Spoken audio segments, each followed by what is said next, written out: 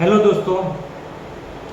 Generally जीवन में किसी को कुछ भी रोग होता है वो डॉक्टर के पास जाता है तो ज़्यादातर डॉक्टर या वैद्य क्या बोलते हैं कि आप तीखा मत खाइए, फास्ट फूड मत खाइए, यही खाने से आपको हुआ है। लेकिन बहुत सारे ऐसे लोग हैं जो फास्ट फूड खाते ही नहीं है, फिर भी उसको डायबिटीज़, बीपी, ऐसे कैंसर, ऐसी सब भयंकर बीमारियां हैं।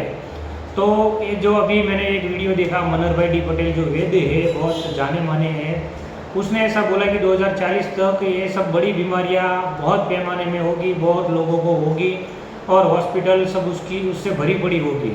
तो इस सब का कारण है फास्ट फूड। उसने ये बताया है कि गेहूं जो आता है उसके ऊपर का जो पीला पड़ होता है वो निकाल के मैदा बनता है और वो मैदे के जो शरीर में जाता है और उसके कारण ये सब गंभीर बीमारियां ज़्यादा होती है।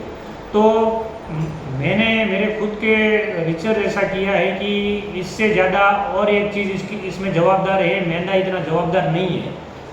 क्योंकि मेरे भतीजे बाहर है, विदेश में है, तो वो लोग मुझे ऐसा बोलते हैं कि चाचा ये सब अपने इंडिया के डॉक्टर वैद्य सब बोलते हैं कि मैदा, फास्ट फूड, चाइनीज़ फूड नहीं खाने का, उससे गंभीर बीमारियाँ होती है। लेकिन यहाँ तो किसी के पास टाइम ही नहीं है रोटी बनाने का और अपना देसी फूड बनाने का, तो यहाँ तो सब रेडीमेड फूड ही खाते हैं, ज़्यादातर पाव ब्रेड वही खाते हैं। तो ये लोग को तो इतना गंभीर बीमारियाँ कोई अपने देश की जितनी है नहीं, डायबिटीज़ इतना नहीं है, इतना कैंसर नहीं है, इतना ब्लड प्रेशर नहीं है। तो ये क्यों ऐसा है?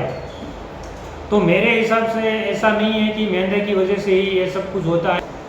तो मेरे हिसाब से मैंने जहाँ तक रिसर्च किया है, मैदा ये फास्ट फूड से ज़्यादा जवाबदार है ये टेंशन वाली ज़िंदगी, पॉल्यूशन वाली ज़िंदगी। क्योंकि लोगों को टाइम ही नहीं है, भाग दौड़ इतनी करते हैं और एक ही टाइम पे तीन तीन जगह पे दिमाग लगाते हैं, तो इतना स्ट्रेस उसके दिमाग में रहता है, तो उसकी वजह से उसका डाइजेशन में प्रॉब्लम हो जाता है, पाचन शक्ति में प्रॉब्लम हो जाता है। और आप देख लो कि पहले की तुलना में अभी लोग कितना खाते हैं, कितना पीते हैं, बहुत कम खा सकते हैं, क्योंकि ये लाइफ स्टाइल ही ऐसी हो गई है। उसी के कारण सबको ज़्यादा डायबिटीज़, बीपी, कैंसर होता है, क्योंकि डाइजेस्ट में प्रॉब्लम होने के बाद ज़्यादा तकलीफ कब्जियत में हो जाती है, वहाँ से फिर उसका कैंसर का स्टार्टिंग पीरियड हो जाता है और ये सब बड़ी गंभीर बीमारियाँ होती है।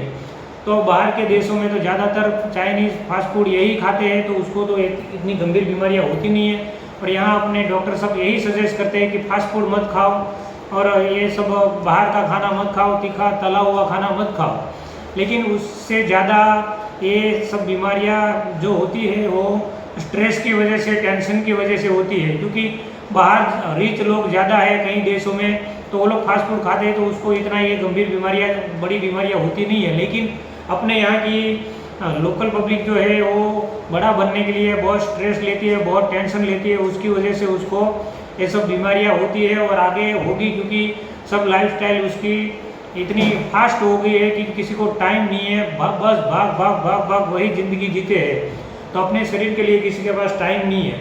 तो मेरे हिसाब से फास्ट फूड की वजह से कम, लेकिन टेंशन, स्ट्रेस की वजह से ज़्यादा ये सब बड़ी गंभीर बीमारी होती है। और दोस्तों, क्योंकि मैं जब जेल में था दोस्तों, तब मुझे मालूम है कि कैदी बहुत सारे स्ट्रेस लेते थे, वो लोग फास्ट फूड खाते ही नहीं थे, फिर भी उसको बड़ी गंभीर बीमारियाँ हो जाती थी। और जेल में छूटने के बाद वो लोग साल 2 साल में कितने मर भी गए, ऐसा मैंने देखा है, क्योंकि रोगों से। तो मेरा कहना ऐसा है कि फास्ट फूड से ज़्यादा तो लोग स्ट्रेस, टेंशन, भागदौड़ वाली ज़िंदगी से ज़्यादा मरते हैं दोस्तों। जय हिंद, जय भारत।